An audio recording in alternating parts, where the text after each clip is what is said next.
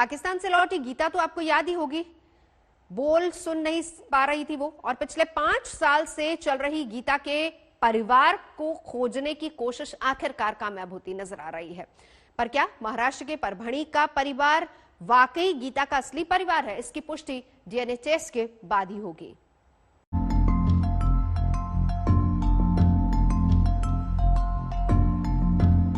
महाराष्ट्र के परभणी में सब्जी बेचने वाली मीना दिनकर पांडरे गीता की मां हो सकती हैं। 29 साल की गीता 5 साल पहले पाकिस्तान से भारत लौटी है। तब से गीता अपने माता पिता की तलाश में न जाने कितने परिवारों से मिली है। अब जाकर गीता की तलाश खत्म होती दिख रही है।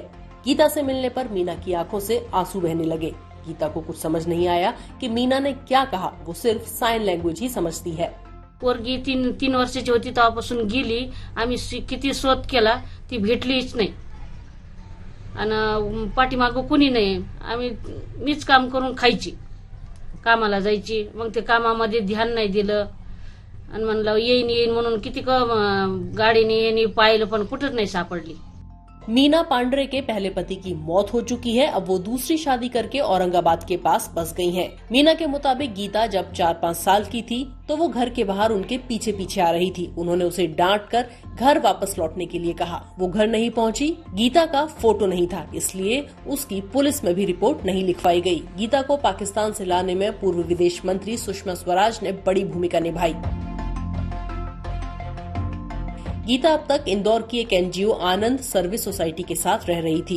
उस एनजीओ ने गीता को अब परभणी की एक एनजीओ पहल के पास छोड़ दिया है, जहां वो साइन लैंग्वेज सीख रही है। उसकी मतलब अभी जो जिंतूर की जो एक फैमिली है, उन्होंने बोला है कि वो हमारी बेटी है। तो उसकी एक जो दादी है, उन्होंने बोला कि उसके पेट पे एक जले हुआ एक निशान है। तो वो हमने टेस्ट किया, चेक किया, तो वो कुछ तो भी पॉजिटिव आ रहा है। तो हम ऐसे सोच रहे हैं कि बाद में जब उसका मेंटली प्रिपेयर्ड हो जाएगी कि वो ये मेरी फैमिली है, मुझे इनके साथ जाना है, तब डीएनए रिपोर्ट किया जाएगा।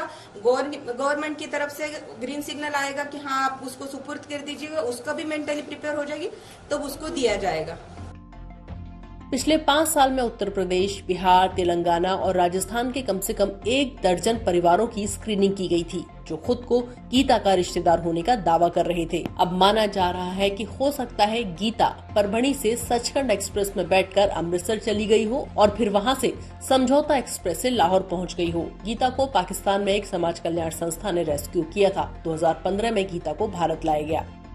परभणी से दिलीप माने और औरंगाबाद से इसरार चिश्ती के साथ आज तक ब्यूरो।